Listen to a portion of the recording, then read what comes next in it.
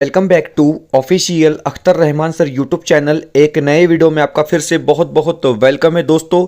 आज के इस वीडियो में हम हिंदी को लेकर 50 प्रश्न देखेंगे दोस्तों, जो परीक्षा से 48 घंटे पहले बहुत ज़्यादा इंपॉर्टेंट ये प्रश्न यहाँ पर होने वाले हैं दोस्तों। क्योंकि जिस प्रकार से हमारा हिंदी का एक सफ़र रहा है 15 सितंबर से लेकर अभी तक का, तो बहुत ज़्यादा इंपॉर्टेंट ये प्रश्न होने वाले हैं दोस्तों। यहाँ पर आप पेपर 1 और पेपर 2 के लिए हिंदी विषय के 50 प्रश्न देखेंगे, जो धमाकेदार तरीके से हमको यहां पर देखना है दोस्तों। बिना रुके बिना थमे नॉन स्टॉप 50 प्रश्न हम आज के इस वीडियो में देखेंगे, जो परीक्षा से पहले आप लोगों के लिए बिल्कुल कुछ ना कुछ नंबर पक्के करेंगे दोस्तों। तो वीडियो को पूरा देखना है। वीडियो को शुरू करते हैं। आगे बढ़ने से पहले चैनल पे नए हो तो प्लीज चैनल को सब्सक्राइब कीजिए, साथ ही साथ बेल नोटिफिकेशन को ऑन कीजिए, ताकि आपको आने वाले वीडियोस के नोटिफिकेशन जो है वो आसानी से मिल पाए। चलिए बढ़ते हैं पहले प्रश्न की तरफ। देखिए दोस्तों, प्रश्न क्रमांक 1 पूछा गया है कि विनय पत्रिका के रचनाकार कौन है। तो देखिए डायरेक्ट आंसर हम यहां पर देखने वाले हैं दोस्तों, क्योंकि एक स्मार्ट रिवीजन हम यहां पर करेंगे। नॉन स्टॉप 50 प्रश्न यहां पर देखेंगे दोस्तों, सिर्फ 20 मिनट में। तो विनय पत्रिका के रचनाकार कौन है, तो तुलसीदास जी है दोस्तों। एक एक प्रश्न जो है बिल्कुल परीक्षा में कर जाएंगे दोस्तों। इसी प्रकार के प्रश्न क्या है आपको देखने के लिए मिलेंगे। दूसरा प्रश्न पूछा गया है, हास्य व्यंग लेखक के रूप में किस रचनाकार का नाम प्रसिद्ध है। इस प्रकार का प्रश्न है और इसका जो आंसर रहेगा दोस्तों वो होगा हरिशंकर परसाई। मतलब ऑप्शन 2 जो रहेगा, ऑप्शन 1 जो रहेगा वो हमारा सही जवाब यहां पर क्या है रहेगा। अगला प्रश्न पूछा गया है प्रश्न क्रमांक 3। अगर आप देखोगे कि खड़ी बोली के सर्वप्रथम लोकप्रिय कवि माने जाते हैं, तो देखिए खड़ी बोली के सर्वप्रथम लोकप्रिय कवि कौन माने जाते हैं। 4 ऑप्शन आपकी स्क्रीन पर है दोस्तों। और अगर आपने अयोध्या सिंह उपाध्याय हरिओद जी का नाम सुना है तो बिल्कुल उनके नाम पर आपने क्या है गोला भर देना है। ऑप्शन डी जो रहेगा वो बिल्कुल सही जवाब यहां पर क्या है दोस्तों होने वाला है। अगला प्रश्न पूछा गया है कि गोदान किसकी कृति है। बिल्कुल आसान प्रश्न है। तो यहां पर अगर जहां पर आपको प्रेमचंद का नाम दिख रहा है दोस्तों, तो बिल्कुल आपने प्रेमचंद को क्या है यहां पर अपना सही जवाब बता देना है। अगले प्रश्न की तरफ बढ़ेंगे। प्रश्न क्रमांक 5। पांचवा प्रश्न पूछा गया कि ज्ञानपीठ पुरस्कार पाने वाले हिंदी के प्रथम साहित्यकार कौन है।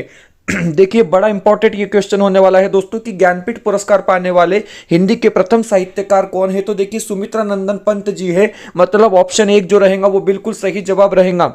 देखिए दोस्तों, बिल्कुल परीक्षा से 48 घंटे पहले एक सटीक वीडियो पूरा कैलकुलेशन करके हम आपके सामने लेकर आए हैं। और ज़्यादा से ज़्यादा बच्चों तक इस वीडियो को शेयर करना है दोस्तों। वीडियो को लाइक कर लेना है, चैनल को सब्सक्राइब कर लेना है, क्योंकि इससे बेहतर वीडियो जो है आपको हिंदी का नहीं मिलने वाला है। अगला प्रश्न क्रमांक 6 पूछा गया है कि निम्न में से तद्धित शब्द किसे कहेंगे। तो देखिए दोस्तों, तद्धित शब्द किसे कहेंगे, इस प्रकार का प्रश्न पूछा गया है। और बुद्धिमान जो होगा वो हमारा तद्धित शब्द होगा। ऑप्शन 2 जो रहेगा वो बिल्कुल सही जवाब यहां पर क्या है रहेगा। अगला प्रश्न पूछा गया है, देखिए व्यंजन को लेकर कि अंतस्थ व्यंजन किसे कहते हैं। तो देखिए दोस्तों, य र ल वो इनको हम क्या कहते हैं, तो अंतस्थ व्यंजन कहते हैं। मतलब ऑप्शन डी जो रहेगा वो बिल्कुल सही जवाब यहां पर समझा जाएगा। अगला प्रश्न पूछा गया है कि ज्ञ को वर्णमाला में माना जाता है। तो देखिए ज्ञ को वर्णमाला में क्या माना जाता है, तो संयुक्त व्यंजन माना जाता है। बिल्कुल ऑप्शन अगर आप बात करोगे दोस्तों ऑप्शन 1 की, तो ऑप्शन 1 क्या रहेगा हमारा सही जवाब यहां पर रहेगा। अगला प्रश्न पूछा गया है कि निम्नलिखित में से भाववाचक संज्ञा है। तो देखिए दोस्तों, आपको यहां पर क्या है भाववाचक संज्ञा बतानी है कौन सी है। तो शत्रुता की अगर आप बात करोगे दोस्तों, तो शत्रुता क्या होंगी भाववाचक संज्ञा यहां पर रहेंगी। अगला प्रश्न देखेंगे। प्रश्न क्रमांक 10 पूछा गया कि निम्न में से पुल्लिंग शब्द का चयन कीजिए। देखिए दोस्तों, 4 शब्द आपको दिए गए हैं और पुल्लिंग शब्द का आपको क्या है चयन करना है। तो बिल्कुल पहिया अगर आप बताओगे दोस्तों, तो पहिया क्या होगा हमारा पुल्लिंग शब्द यहां पर रहेगा। हम बढ़ते हैं अगले प्रश्न की तरफ। प्रश्न क्रमांक 11। अब देखिए 11वां प्रश्न जिस प्रकार पूछा गया है कि चिड़िया का बहुवचन रूप क्या है। तो देखिए चिड़िया का जो बहुवचन रूप होता है दोस्तों, वो चिड़िया होता है, चंद्र बिंदु आ जाता है ऊपर। मतलब ऑप्शन नंबर 1 क्या रहेगा हमारा सही जवाब रहेगा। अगला प्रश्न क्रमांक 12 की तरफ हम बढ़ेंगे। प्रश्न क्रमांक 12 पूछा गया कि लड़का पेड़ से गिरा में कौन सा कारक है। तो देखिए लड़का पेड़ से गिरा, इसमें कारक आपको बताना है दोस्तों कौन सा कारक है। तो आप लोगों को पता होना चाहिए कि अपदान कारक का प्रयोग यहां पर क्या है हो रहा है। अगला प्रश्न पूछा गया है कि किसी समूह में सभी सर्वनाम, किस समूह में सभी सर्वनाम प्रश्नवाचक है। तो देखिए दोस्तों, प्रश्नवाचक सर्वनाम कहां पर है। तो देखिए कौन, क्या, किससे, किसने, ये जो है दोस्तों ये सभी हमारे जो होंगे प्रश्नवाचक सर्वनाम रहेंगे। अगले प्रश्न की तरफ बढ़ेंगे। प्रश्न क्रमांक 14 आपको पूछा जा रहा है कि मनोहर जीवन भर पूरा सुख भोगता रहा, इसमें कौन सा विशेषण है। तो देखिए दोस्तों, एक वाक्य दिया गया है और प्रश्न विशेषण को लेकर पूछा गया है कि मनोहर जीवन भर पूरा सुख भोगता रहा, इसमें कौन सा विशेषण है? तो देखिए यहां पर गुणवाचक विशेषण जो होगा वो आपका सही जवाब रहेगा। अगले प्रश्न की तरफ बढ़ेंगे दोस्तों। प्रश्न क्रमांक 15 पूछा गया है कि अपराधी ने सारी बातें साफ साफ कह दी, वाक्य में साफ साफ अव्यय है। तो देखिए दोस्तों वाक्य में साफ साफ को क्या माना जाएगा? तो क्रिया विशेषण माना जाएगा। बिल्कुल ऑप्शन 3 की अगर आप बात करोगे तो ऑप्शन 3 जो रहेगा वो हमारा बिल्कुल सही जवाब रहेगा। अगला जो प्रश्न पूछा गया है कि रीत्यनुसार का सही संधि विच्छेद क्या होगा? तो देखिए रीति प्लस अनुसार इसका सही संधि विच्छेद होगा। ऑप्शन 3 जो रहेगा दोस्तों वो बिल्कुल सही जवाब यहां पर रहेगा। नॉन स्टॉप 50 प्रश्न हम यहां पर देख रहे हैं दोस्तों। अगला प्रश्न पूछा गया है पुनर्जन्म शब्द का सही संधि विच्छेद क्या होगा? तो देखिए पुनर्जन्म का सही संधि विच्छेद जो होगा वो पुनः प्लस जन्म होगा। मतलब ऑप्शन 1 जो रहेगा वो बिल्कुल सही यहां पर क्या है आपका आंसर रहेगा। अगला जो प्रश्न पूछा गया है दोस्तों बड़ा इंपॉर्टेंट क्वेश्चन है कि बलवीर्यों में समास है। तो देखिए दोस्तों बलवीर्यों में कौन सा समास है आपको बताना है। 4 ऑप्शन आपकी स्क्रीन पर है और तत्पुरुष समास क्या होगा इसका सही जवाब यहां पर रहेगा। अगला जो प्रश्न पूछा गया है प्रश्न क्रमांक 19 पूछा गया है कि उपकूल में कौन सा समास है? तो देखिए दोस्तों उपकूल में अव्ययीभाव समास का प्रयोग हुआ है। ऑप्शन 1 जो रहेगा वो बिल्कुल सही जवाब यहां पर क्या है रहेगा।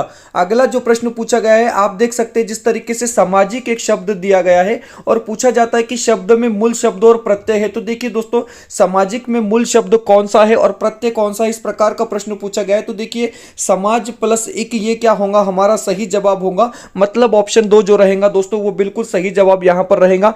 वीडियो में आगे बढ़ने से पहले अगर आप हमारे चैनल पर नए हो तो प्लीज चैनल को सब्सक्राइब कीजिए, साथ ही साथ बेल नोटिफिकेशन को ऑन कीजिए ताकि आपको आने वाले वीडियोस का नोटिफिकेशन जो है वो आसानी से मिल पाए।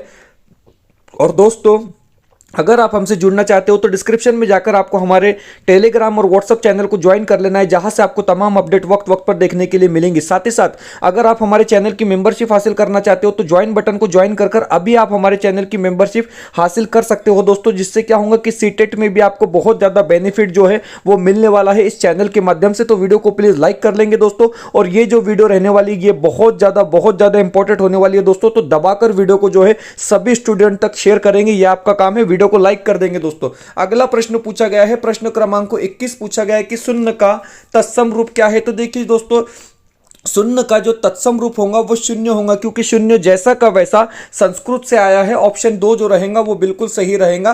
करपट का तद्भव रूप क्या है दोस्तों? तो करपट का तद्भव रूप कपड़ा होता है। ऑप्शन डी जो रहेगा वो हमारा बिल्कुल सही जवाब यहां पर क्या है रहेगा दोस्तों। इससे फास्ट रिवीजन आपको पूरे यूट्यूब में कहीं पर भी नहीं मिलेगा दोस्तों, आप सभी चैनलों में जाकर देख लो, इससे फास्ट रिवीजन आपको कहीं पर भी नहीं मिलेगा और इतने क्वालिटी क्वेश्चन भी आपको कहीं पर नहीं मिलेंगे, ये बात की भी हम आपको गारंटी देते हैं। प्रश्न पूछा गया कि वन का पर्यायवाची शब्द नहीं है। तो देखिए नहीं है वाले प्रश्न जो है वो बड़े इंपॉर्टेंट होते हैं दोस्तों। तो देखिए अगर आप बात करोगे कानन की तो बिल्कुल वन का पर्याय माना जाएगा। जंगल क्या होगा दोस्तों? वन का बिल्कुल परफेक्ट पर्याय है। और विपिन भी जो है दोस्तों वो वन का जंगल का पर्याय है। लेकिन उद्यान जो हो जाता है यहां पर डिफरेंट हो जाता है। मतलब ऑप्शन 4 क्या रहेगा हमारा बिल्कुल सही जवाब रहेगा। अगला प्रश्न पूछा गया है कि आग्रह शब्द का विलोम शब्द क्या होगा? तो देखिए दोस्तों आग्रह शब्द का विलोम शब्द दुराग्रह होगा। ऑप्शन 1 जो रहेगा वो बिल्कुल सही आंसर क्या है यहां पर समझा जाएगा। इस प्रकार के अक्सर प्रश्न पूछे जाते हैं कि सुरभि शुभ युग्म का सही अर्थ है। तो देखिए दोस्तों सुरभि युग्म का सही अर्थ क्या होगा? तो देखिए सुगंध और गंगा होगा। बिल्कुल ऑप्शन 2 जो रहेगा वो बिल्कुल सही जवाब यहां पर क्या है रहेगा। अगला प्रश्न पूछा गया कि अंतर अनंतर शब्द युग्म का सही अर्थ चुनिए। तो देखिए दोस्तों यहां पर फिर से आपको क्या है 4 ऑप्शन बताए गए हैं और सही ऑप्शन का आपको क्या है यहां पर चयन करना है। तो बिल्कुल अंतर की बात आप करोगे तो भेद और अनंतर की बात करोगे तो बाद में। तो बिल्कुल ऑप्शन 1 जो रहेगा वो बिल्कुल सही आंसर यहां पर क्या है रहेगा। अगला प्रश्न इस प्रकार पूछा गया है कि जो वाणी द्वारा व्यक्त न किया जा सके उसे हम क्या कहते हैं दोस्तों? तो देखिए जो वाणी द्वारा व्यक्त न किया जा सके उसको हम अनिवर्चनीय कहते हैं। बिल्कुल ऑप्शन 3 जो रहेगा वो बिल्कुल सही जवाब यहां पर क्या है दोस्तों हो रहेगा। अगला प्रश्न है कि हिंदी भाषा में वाक्य के कितने भेद होते हैं? सिंपल सा क्वेश्चन है कि हिंदी भाषा में वाक्य के जो भेद होते हैं दोस्तों वो 2 भेद होते हैं। ऑप्शन 1 जो रहेगा वो बिल्कुल सही जवाब यहां पर है। बिल्कुल प्रश्न क्रमांक 29 पूछा गया कि राम आम खाता है, मैं वाक्य का कौन सा रूप है? तो देखिए दोस्तों राम आम खाता है वाक्य दिया गया है और वाच्य का कौन सा रूप है इस प्रकार का प्रश्न पूछा गया है तो कुर्तु वाच्य होगा। ऑप्शन सी जो रहेगा वो बिल्कुल सही जवाब यहां पर रहेगा। अगला जो प्रश्न इस प्रकार पूछा गया है कि वाक्य और उसके भेद से संबंधित कौन सा जोड़ा गलत है। तो देखिए चार ऑप्शन आपको दिए गए कि जो प्रथम आएगा वो पुरस्कार पाएगा, बिल्कुल मिश्र मिश्र वाक्य हो जाता है। नेता ने भाषण दिया और चले गए, संयुक्त वाक्य हो जाता है, तो बिल्कुल सही होगा। बच्चे नाश्ता करके विद्यालय गए, सरल वाक्य है, डेफिनेटली है। लेकिन आखिर में क्या हो रहा है दोस्तों, देखेंगे कि लक्ष्मी गई और सोफिया आई, ये संयुक्त वाक्य होगा, यहाँ पर सरल वाक्य बताया गया है। तो ऑप्शन 4 जो रहेगा वो हमारा बिल्कुल सही जवाब यहाँ पर क्या है रहेगा दोस्तों, गलत जोड़े के हिसाब से। अगला प्रश्न पूछा गया कि सभागार में बहुत आदमी थे। सभागार में बहुत आदमी थे वाक्य है। तो देखिए दोस्तों बहुत आदमी थे मतलब क्या हो जाता है, अनिश्चित परिमाण वाचक वाक्य है। बिल्कुल ऑप्शन 4 जो रहेगा वो हमारा बिल्कुल सही जवाब यहाँ पर क्या है दोस्तों रहेगा। देखिए सिर्फ 10 मिनट में हमने 31 क्वेश्चन जो है दोस्तों पूरे कर लिए। ये 32वां प्रश्न है और अभी तक 11 मिनट भी पूरे नहीं हुए। अगला प्रश्न पूछा गया कि निम्न में से किस शब्द की वर्तनी सही है। तो देखिए दोस्तों अनुग्रहित सही तरीके से कहाँ लिखा गया है, ये आपको क्या है यहाँ पर देखना है। तो जब आप ऑप्शन डी की बात करते हो दोस्तों, तो अनुग्रहित यहां पर जो है इस प्रकार से लिखा जाएगा, मतलब ऑप्शन डी क्या रहेगा हमारा सही जवाब रहेगा। अगला प्रश्न पूछा गया कि वर्तनी की दृष्टि से निम्नलिखित में से शुद्ध शब्द है। दोस्तों बता रहा हूं कि इस क्वेश्चन का स्क्रीनशॉट निकाल के रख लेंगे, हो सकता है 48 घंटे बाद ये प्रश्न आपको क्या है आपके क्वेश्चन पेपर में देखने के लिए मिलेगा। तो देखिए वर्तनी की दृष्टि से निम्नलिखित में से शुद्ध शब्द है रचयिता। रचयिता जो सही है दोस्तों वो ऑप्शन 2 वाला सही है, बिल्कुल ऑप्शन 2 जो रहेगा वो हमारा सही जवाब यहां पर क्या है हो जाएगा। अगला प्रश्न पूछा गया कि जमीन पर पैर न पड़ना मुहावरे का सही अर्थ है। देखिए हर अध्याय से हमने यहां पर क्या है ये 50 प्रश्न ऐड किए दोस्तों, और आपको बताना है कि जमीन पर पैर न पड़ना मुहावरे का सही अर्थ क्या होगा। तो देखिए अत्यधिक प्रसन्न होना, बिल्कुल ऑप्शन 1 जो रहेगा मतलब बहुत खुश होना, ऑप्शन 1 जो रहेगा वो बिल्कुल सही आंसर क्या है यहां पर रहेगा। अगला जो प्रश्न पूछा गया है वो इस प्रकार है कि श्रृंगार रस का स्थायी भाव क्या है दोस्तों। तो बिल्कुल सोचने की कोई बात ही नहीं है कि श्रृंगार रस का स्थायी भाव क्या होता है। तो आंखें बंद कर कर आपने क्या है दोस्तों रति में निशान लगा देना है। अगला प्रश्न पूछा गया है, प्रश्न 36 आपसे पूछा जा रहा है कि चरण कमल बंदे हरिराय में कौन सा अलंकार है। तो देखिए दोस्तों चरण कमल बंदे हरिराय में जो है दोस्तों रूपक अलंकार होता है। ऑप्शन जो 3 है हमारा वो बिल्कुल सही यहां पर क्या है रहेगा। अगला जो प्रश्न आप आपकी स्क्रीन पर देख रहे हैं दोस्तों, छंद को लेकर प्रश्न पूछा गया है कि प्रत्येक चरण में 16 मात्रा वाला 4 चरणों का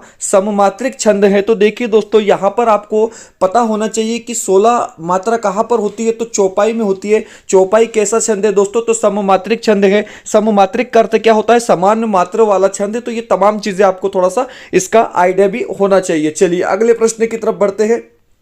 प्रश्न 38 पूछा गया है कि पावक शब्द का संधि विच्छेद होगा। तो देखिए दोस्तों जब आप पावक शब्द को तोड़ेंगे तो आपको सीधे सीधे पो प्लस अक लिखना है, मतलब ऑप्शन 1 जो है आपका सीधे सीधे जवाब लगा देना है। अगला प्रश्न पूछा गया है कि आंसू शब्द का बहुवचन होगा, आंसू ही होगा, बिल्कुल आंसू आंसू ही होगा दोस्तों। तो ऑप्शन 1 जो रहेगा वो बिल्कुल सही जवाब यहां पर क्या है रहेगा। अगला जो प्रश्न पूछा गया है आपकी स्क्रीन पर आप देख सकते हैं कि प्रश्न क्रमांक 40 यहां पर पूछा जा रहा है कि वृक्ष का पर्यायवाची निम्नलिखित में कौन सा नहीं है। देखिए दोस्तों हमने जंगल का पर्यायवाची देखा है, नहीं है देखा है। अब यहां पर हम वृक्ष का पर्यायवाची नहीं है वाला प्रश्न देखेंगे तो आप देख सकते हैं दोस्तों कि आपको पता है कि तरु तो क्या है भैया वृक्ष का पर्यायवाची शब्द है, ध्रुव भी जो है वृक्ष का पर्यायवाची शब्द है, और विटप या विरक्त इसमें से कौन सा नहीं है। तो विटप भी जो है वृक्ष का पर्यायवाची है, लेकिन विरक्त क्या होगा दोस्तों यहां पर वृक्ष का मतलब झाड़ का पर्यायवाची नहीं होगा। ऑप्शन डी जो रहेगा वो हमारा बिल्कुल सही जवाब रहेगा।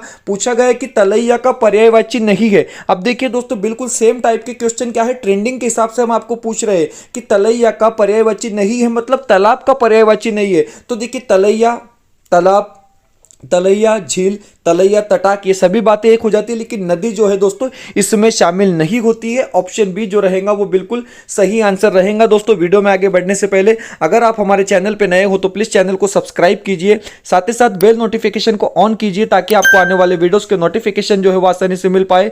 और दोस्तों अगर आप हमसे जुड़ना चाहते हो तो सिंपली डिस्क्रिप्शन में जाकर आपको हमारे टेलीग्राम और व्हाट्सअप चैनल को ज्वाइन कर लेना है। दोस्तों अभी ज्वाइन कर ले क्योंकि सीटेट और टीएटी के लिए आपको यहां पर से बहुत ज्यादा फायदा होने वाला है। साथ ही साथ अगर आप हमारे चैनल की मेंबरशिप हासिल करना चाहते हो तो ज्वाइन बटन को ज्वाइन कर दोस्तों आप हमारे चैनल की मेंबरशिप हासिल कर सकते हैं। वीडियो को प्लीज लाइक करेंगे दोस्तों, सिर्फ और सिर्फ 15 मिनट भी अभी नहीं हुए दोस्तों, 41 प्रश्न हमने पूरे कर लिए। मतलब 20 मिनट का जो वक्त हमने आपको दिया था वो शायद अब 18 मिनट में हम खत्म करने वाले हैं बिल्कुल, क्योंकि सुपर फास्ट परीक्षा से 48 घंटे पहले हम ये वीडियो आपको दे रहे हैं दोस्तों, जिसका पूरा पूरा उपयोग, जिसका पूरा पूरा फायदा आपको एग्जाम में लेना है। प्रश्न पूछा गया है कि सुधा का अनेकार्थक शब्द क्या है। तो देखिए, सुधा हम अमृत को कहते हैं, सुधा हम पानी को कहते हैं, तो ऑप्शन 1 जो रहेगा वो बिल्कुल सही आंसर क्या है यहां पर रहेगा दोस्तों। अगला प्रश्न पूछा गया कि मुझसे हंसा नहीं जाता। हम कितनी बार बोलते कि भाववाच्य जब होता है तब ऐसे वाक्य आते हैं दोस्तों कि मुझसे हंसा नहीं जाता, तो भाववाच्य को आपने क्या है गोला भर देना है। अगला प्रश्न पूछा गया है, प्रश्न क्रमांक 44 यहां पर दिया गया है कि संबंध कारक का